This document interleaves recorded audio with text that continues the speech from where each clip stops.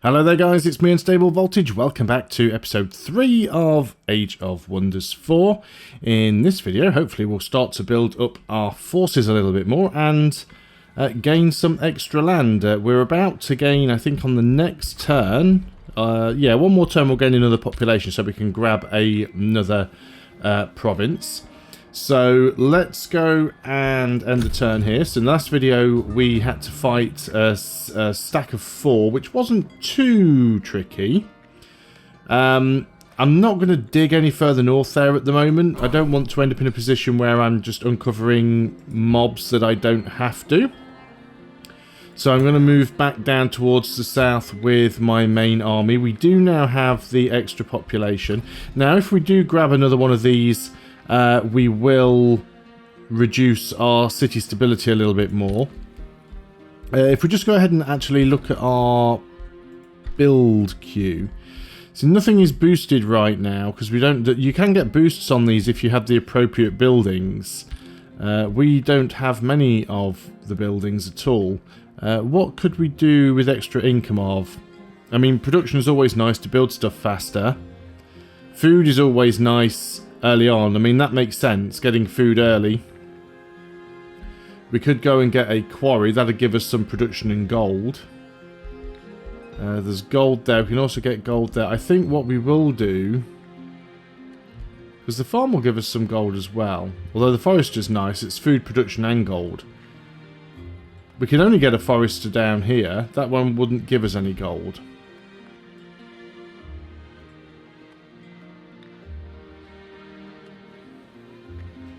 Yeah, shall we get the... Let's get the forester on this one. I think that'll help us out a little bit there. We've got our units requiring orders. So we've got our new unit now that we've produced here. We've got our pikemen. I do believe that I had queued up some more units. Yep, so that's fine. The storehouse will be done in one turn, so that's also fine. I'm probably not going to do too much with this army right now. So we'll just get him to... I mean, we can get him to explore a little bit, but I think we'll just have him wait one turn, because he's a little bit weak now. Expansion through outposts is something we can do. We've managed to defeat our first infestation. Infestations are often found in valuable settlement locations. The next step in your expansion of your empire could be to construct an outpost here. You have managed to defeat. And we've got an objective here to build an outpost. So we could build an outpost up here. Where's the option? Highlights all possible outposts found in locations. Yeah, so we could build an outpost in any of these tiles up here. Go and even build one up in this corner if we wanted to. We don't necessarily want to have our cities cramped too close together. So having one out here might be a better option for us. We've used all of our movement this turn though. New empire development skill. So we've got enough to actually grab this now if we want to. So it'll cost us 50 Imperium, but it'll give us 20 combat casting points and world map casting points. Yeah, we'll pick it up. So we've got that. Let's just end the turn because there isn't really an awful lot else that we need to do here. So we've got the forester there now. Let's start moving you over this way. Do we want an outpost? If I grab an outpost, I'd sooner it be over here a little bit further away from everything else. So what's this down here? Astral Echoes. Mysterious whisper of the astral sea, only visible to and collectible by mystics. So you're a mystic. So if we look here, yeah, because it's a mystic projection. So we've got more units on the way. Spells ready to cast. So we now we've completed our research. We have the Summon Phantasmal Warrior. So you have two types of spell. You have your strategic spells, which can be cast here on the main map, and then you have tactical spells, which can be cast in combat. So this is a strategic spell. So we can cast it here, and basically it allows me to summon a warrior. It's a shield unit. It has 70 health. It will cost me 60 mana to cast from my mana pool. It will cost me 60 casting points to cast, which is the total number I have this turn. And it will cost me 8 mana per turn in upkeep, which is fine. So let's go ahead and click on that. And then we choose a target location. So we go ahead and click there, and it's now summoned that unit in and added it to this army. So now I've got 2 units in there. So we're building that one up already. Oh, we've produced our storehouse. So we need to build something else over here now. So as you can see, now we've actually got the libraries boosted. Because we've got the forester. And if we want to boost the granary, we need to have 2 foresters. If we want to boost the blacksmith, we need 2 quarries. So it tells us what the options are there. Things are significantly faster to build once boosted. So let's go and work on one farm to boost the vendor. Yeah, I think we'll just work on the library for now. Yeah, our city stability is neutral. So we need to be careful with that. Orders are required for this unit. Again, I think I'm just going to put the unit up, the entire army on guard, which means it'll stop asking me. It'll stop asking me if I want to move the unit, telling me I need to give it orders. Now, there is an underground passage here, which means that we can go up to the overworld. We've summoned the Phantasmal Warrior, but now we need to choose a new arcane research. We can spend mana to shuffle these, but what are the options that we've got here? So this is the Scroll of Attunement. Skill level 3 grants non-mystic units attunement Starblaze, which increases the damage dealt when spells are cast. We have Staves of Warding. So make support abilities of enchanted units grant 2 bolstered resistance to affected units. So basically it's a buff that gives more resistance. And then Magic Shield, which is bolstered defense and resistance. So this one here is a tactical spell used in combat, and these 2 are strategic spells used on the map type. It's difficult to tell them apart because then well, it's not if you know what you're looking for. That's the thing. So the strategic spells have this sort of square border, and the tactical spells have the round border. The strategic spells have a sort of a brown coloured outline, and tactical spells it's more of a sort of a grey purple colour almost. And then if you actually mouse over them and look at the icon for the casting points, if it's the white star on the blue background like this one, it's world map casting points, and if it is the white star on a black and red background, then that is the combat casting points.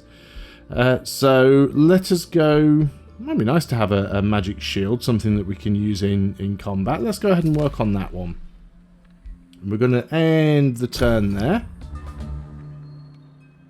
Okay, so we can build an outpost if we move into here. So let's move the army into here. And now we should have the option to found an outpost. Now I've got to just try and remember how to do it. There's a button somewhere, and I've now completely forgotten how that works. Which is annoying because I've done it before. We've got some more Empire development options.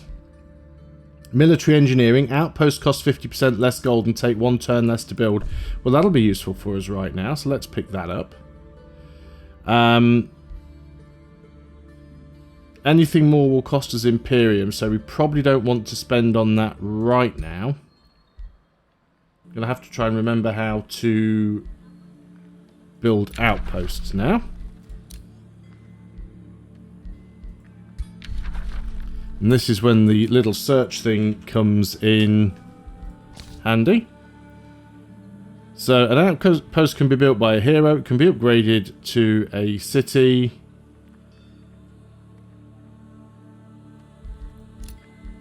Do I have to click on the hero specifically to do it?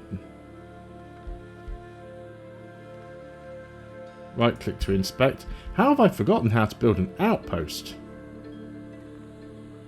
Nothing I can upgrade on you right now.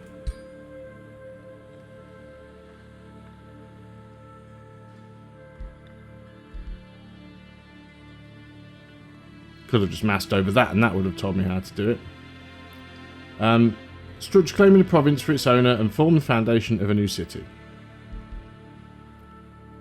Yes, this is what I want to do. I want to build an outpost. Where's my option gone?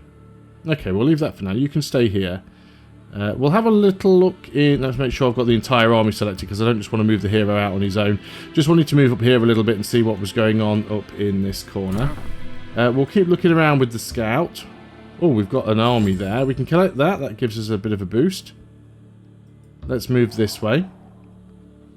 We could come over here and try and get rid of that with our army, actually. Might not be a bad idea. I don't want to spend all my Imperium at the moment.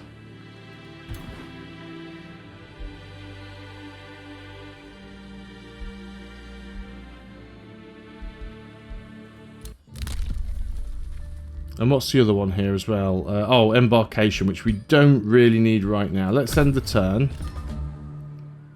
Independents are moving. Day 7.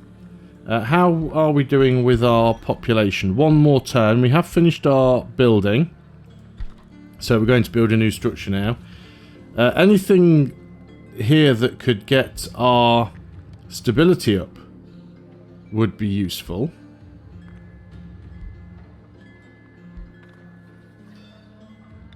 Not seeing anything that specifically gets stability up. Nothing that we can build here has got a boost on it. So let's build something that's got a fairly low time to build anyway. That's fine. It still wants us to build an outpost. Still not seeing the option to build an outpost. Oh, there we go. We just have to left click on the army again. I don't necessarily want to build upon that one up here, so let's do it on this one because we can dig in this direction. So click on here. There we go. And then we can claim the province. And it's got a quarry, a conduit, and a research post.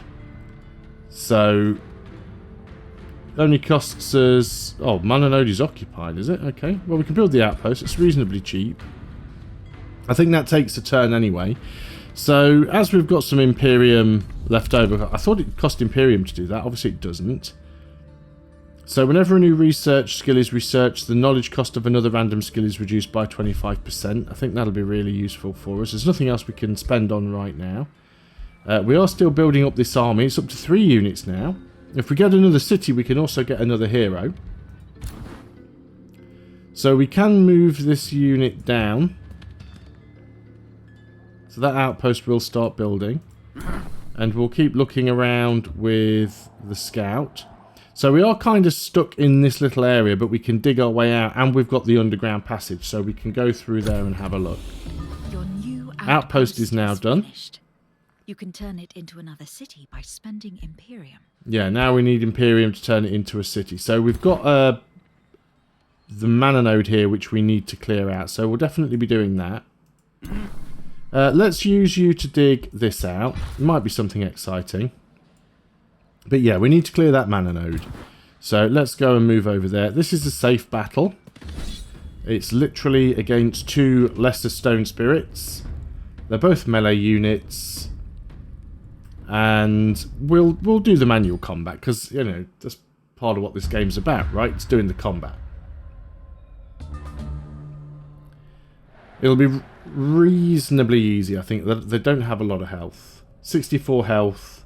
They do have a decent amount of resistance, though. Or a decent amount of defense.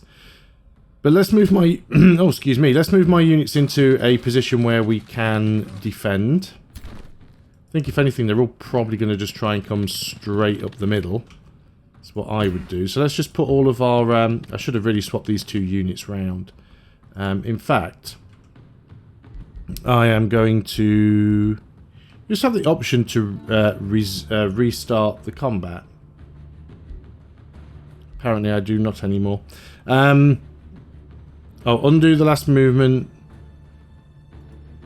Yeah, I can only undo the very last unit movement. That's a shame. Oh well. Well, I've made that movement now, so I'll just live with it. It wasn't ideal. In fact, let's have you over on that side. Let's have you in there, and let's have you over there, and then we'll let them move in. Yeah, it's just if I'd have swapped around the spell shield with the arcane guard, then the spell shield would have affected more units when I did this. But it's fine. It'll do what it needs to do anyway. So I'm just going to go through all the other units. We can't cast any spells on turn 1, so no need to worry about that. So they're quite slow as well, which is also useful. And we've got this magic shield, but I don't think we're going to need it. It would be nice if we could reduce their resistances.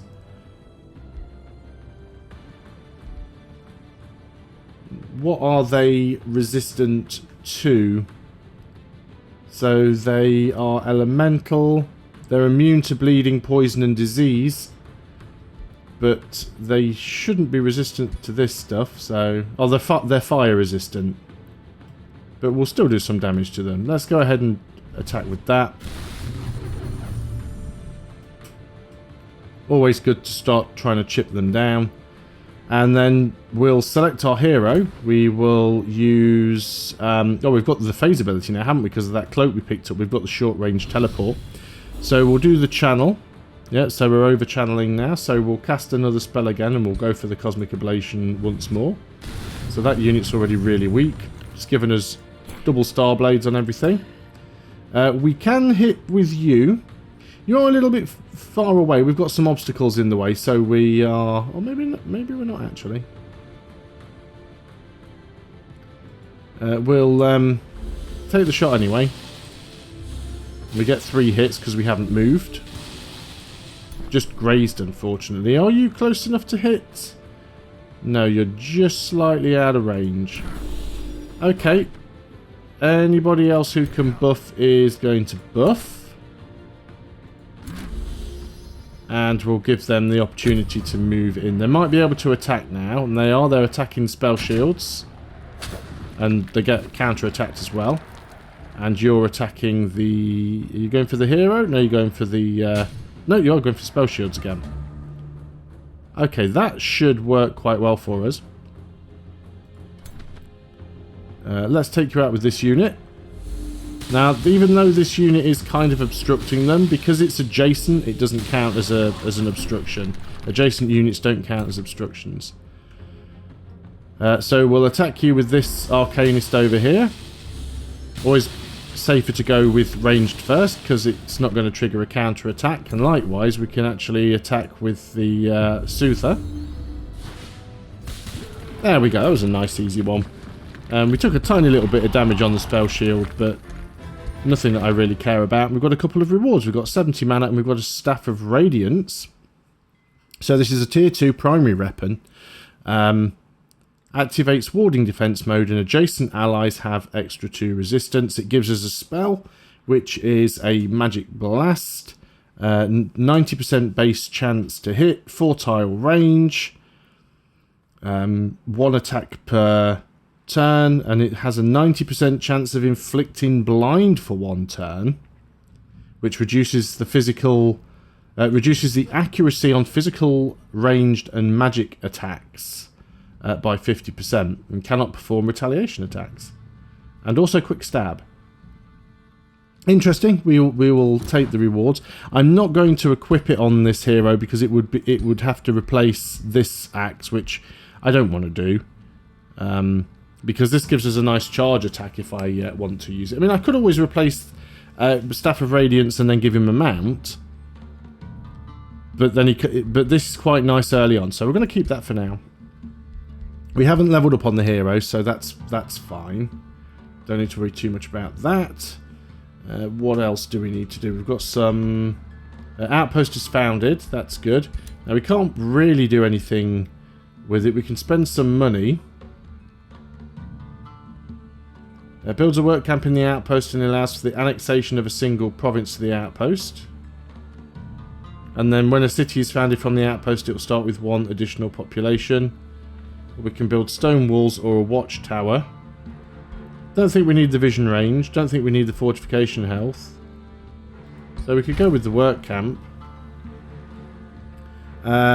You're still building up. Outpost founded. Oh, we can annex another. We can annex another province over here. We do need to get a farm, really. That'd be a good spot for a farm. But let's get a farm over here. So this will reduce the stability of the city. So we're now into -5. We need to get that back up. Outpost can be upgraded into a city. Yes, it can. Orders required for this unit, so we can still move. So let's head down this way now. We've researched the magic shield, so we now need to select a new research. So we've got Enchanted Crow, which is a companion. Grants +2 vision range on the world map. Quite nice. Static shield. So it's a combat buff spell. Target friendly unit gains a shield that has base 60% chance of inflicting stunned on attackers. And then we've got the Wayfinder enchantment, which gives very fast movement to scouts. 48 movement on the world map. And 48 movement in combat. Let's go for the Enchanted Crow. It's also worth remembering any active spells that you have will constantly be a drain on your magic pool. So if I look at my spells here, even though we have summoned a Phantasm Warrior, it counts as a unit, so it uses unit upkeep. But there are some spells that you can have ongoing on the map, and they will drain mana and things all the time. We'll probably end the turn there. Do we need to build anything more here? No, we are working on the shrine. We're still working on a couple of units. If we look at this now, see the vendor is now boosted because we've built the farm. Still need another forester really, so lots of stuff that we still need boosting on. But we need to get that other city up and running as quick as possible, so that's what we will do in the next video. So thanks a lot for watching. I hope you are still enjoying this series of Age of Wonders 4. I will see you on the next video, and until then, goodbye for now.